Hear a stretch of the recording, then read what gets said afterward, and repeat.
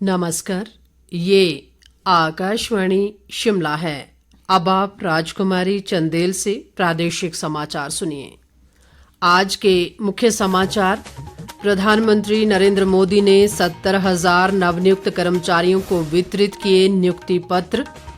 केंद्रीय सूचना व प्रसारण मंत्री अनुराग सिंह ठाकुर ने कहा, कांग्रेस की तरह हर राज्य में फेल हुई उसकी गारंटियां।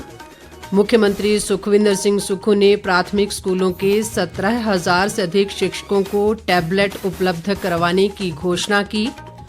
और हिमाचल में महसूस किए गए भूकंप के झटके, रिएक्टर पैमाने पर 5.4 मापी गई भूकंप की तीव्रता। अब समाचार विस्तार से। प्रधानमंत्री नरेंद्र मोदी ने रोजगार मेले में आज वीडियो कॉन्फ्रेंसिंग के माध्यम से 70,000 नवनियुक्त कर्मचारियों को नियुक्ति पत्र वितरित किए। उन्होंने इस अवसर पर कर्मचारियों को संबोधित भी किया। प्रधानमंत्री ने कहा कि भारत आज एक दशक पहले के मुकाबले अधिक मजबूत, सुरक्षित और शक्तिशाली देश है। प्रधानमंत्री ने कहा कि ये रोजगार मेले अब राष्ट्रीय जनतांत्रिक गठबंधन और भाजपा सरकार की नई पहचान बन चुके हैं। प्रधानमंत्री ने विश्वास व्यक्त किया कि नवनियुक्त कर्मचारी भारत को अगले 25 वर्षों में विकसित राष्ट्र बनाने का लक्ष्य पूरा करेंगे। इस बीच केंद्रीय सूचना व प्रसारण मंत्री अनुराग सिंह ठाकुर ने शिमला में आयोजित रोजगार मेले में 130 से अधिक युवाओं को नियुक्ति पत्र प्रदान किए। हिमाचल में विभिन्न केंद्रीय संस्थानों में आज कुल 209 लोगों को रोजगार मिला। अनुराग ठाकुर ने इस मौके पर कहा कि मोदी सरकार जहां रोजगार व स्वरोजगार के अवसर खड़े कर रही है, वहीं विदेशी पूंजी निवेश भी रिकॉर्ड स्तर पर पहुंच गया है। आज देश के लगभग 43 स्थानों पर रोजगार मेला का आयोजन किया गया और 70,180 से ज्यादा युवाओं को सरकारी नौकरियों के लिए नियुक्ति पत्र दिए गए। ये छठा रोजगार मेला था। पहला 22 अक्टूबर 2022 को लगा, जिसमें 75,000 नौकरियां देने का कार्य हुआ। उसके बाद अगले सभी 5 मेलों में 70,000 तो कहीं 71,000 नौकरियां देश के युवाओं को सरकारी क्षेत्र में दी गई और 10 लाख नौकरियां हम इस वर्ष देकर पूर्ण करें। मोदी जी की सरकार जहां रोजगार स्वरोजगार के नए अवसर खड़े कर रही है, वहीं विदेशी पूंजी निवेश भी पिछले 2 वर्षों में रिकॉर्ड स्तर पर गया है। भारत का निर्यात भी रिकॉर्ड स्तर पर है और जहां तक महंगाई दर की बात है, उसको बहुत नियंत्रण में रखा गया, फिर एक बार कम आई है 4% के लगभग।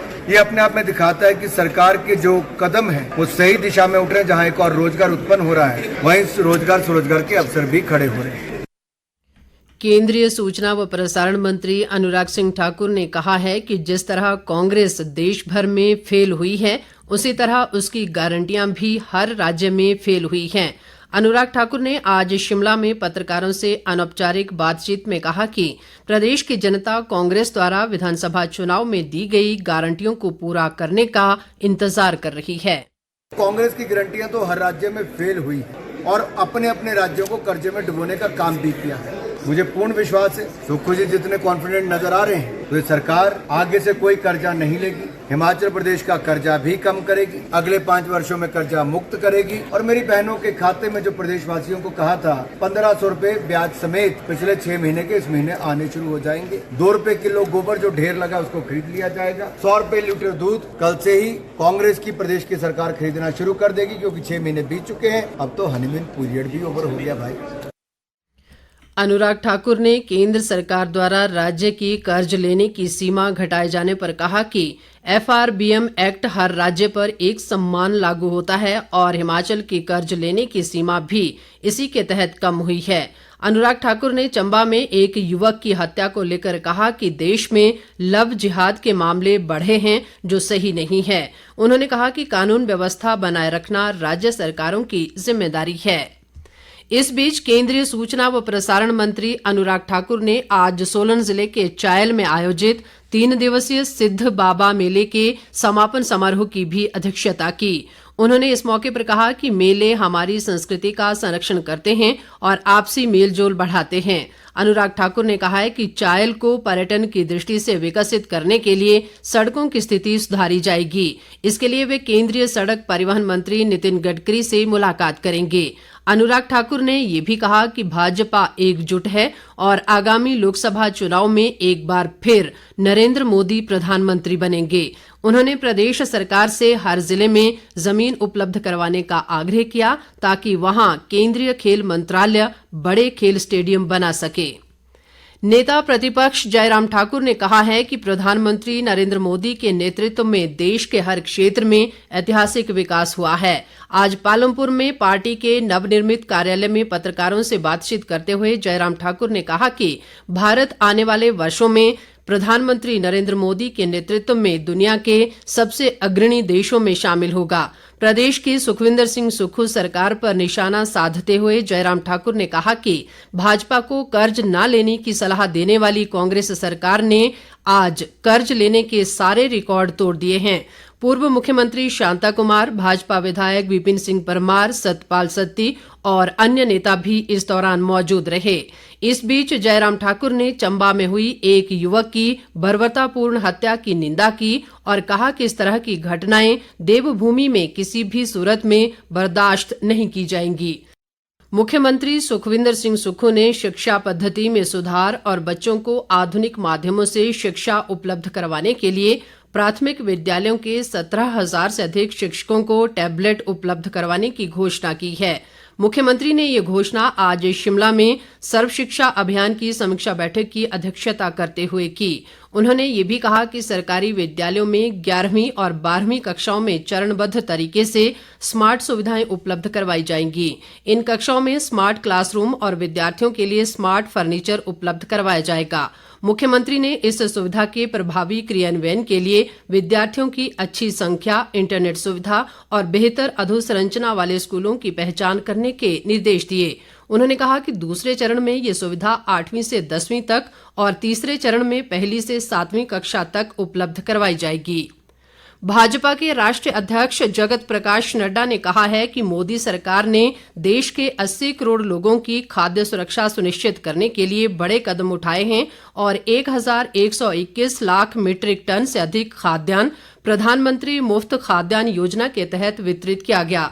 नड्डा आज बिलासपुर के झंडूता में केंद्र सरकार के सत्ता में 9 वर्ष पूरा होने के उपलक्ष्य में आयोजित टिफिन बैठक को संबोधित कर रहे थे। इस बैठक में केंद्र सरकार की उपलब्धियों पर चर्चा की गई।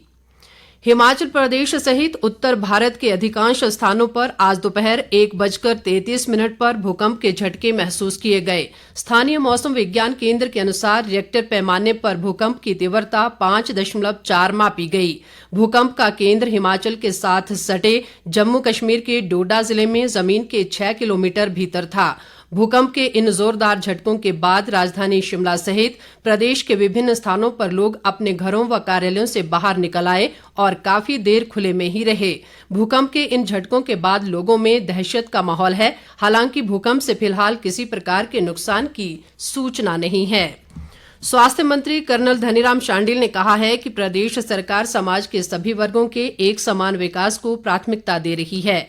शांडिल आज शिमला के रझाना में राज्य स्तरीय कोली समाज सामुदायिक भवन के निर्माण कार्य की प्रगति की समीक्षा कर रहे थे। उन्होंने कहा कि इस भवन के निर्माण से प्रदेश के जरूरतमंद लोगों को शिमला में ठहरने के लिए सुविधापूर्ण आश्रय उपलब्ध होगा। कृषि मंत्री चंद्र कुमार ने कहा है कि प्रदेश सरकार बच्चों को गुणात्मक शिक्षा के साथ बेहतर खेल अधोसंरचना उपलब्ध करवाने के लिए प्रयासरत है। चंद्र कुमार आज जवाली शिक्षा खंड के स्कूलों की 14 वर्ष से कम आयु वर्ग के लड़के व लड़कियों की राजकीय वरिष्ठ माध्यमिक पाठशाला मैरा में आयोजित खेलकूद प्रतियोगिता के उद्घाटन अवसर पर बोल रहे थे। रोहतांग दर्रा आज से सभी प्रकार के वाहनों की आवाजाही के लिए खुल गया है। कुल्लू के उपायुक्त आशुतोष गर्ग ने इस संबंध में आदेश जारी कर दिए हैं। एनजीटी के आदेशों के चलते रोहतांग पास के लिए एक दिन में 800 पेट्रोल और 400 डीजल चालित वाहन ही जा सकते हैं। ये दर्रा बीते 6 महीने से अधिक समय से भारी बर्फबारी के कारण यातायात के लिए बंद था। अंत में मुख्य समाचार एक बार फिर। प्रधानमंत्री नरेंद्र मोदी ने 70,000 नवनियुक्त कर्मचारियों को वितरित किए नियुक्ति पत्र। केंद्रीय सूचना व प्रसारण मंत्री अनुराग सिंह ठाकुर ने कहा, कांग्रेस की तरह हर राज्य में फेल हुई उसकी गारंटियां। मुख्यमंत्री सुखविंदर सिंह सुक्खू ने प्राथमिक स्कूलों के 17,000 से अधिक शिक्षकों को टैबलेट उपलब्ध करवाने की घोषणा की। और हिमाचल में महसूस किए गए भूकंप के झटके, रिएक्टर पैमाने पर 5.4 मापी गई भूकंप की तीव्रता। इसके साथ ही ये समाचार बुलेटिन समाप्त हुआ। नमस्कार।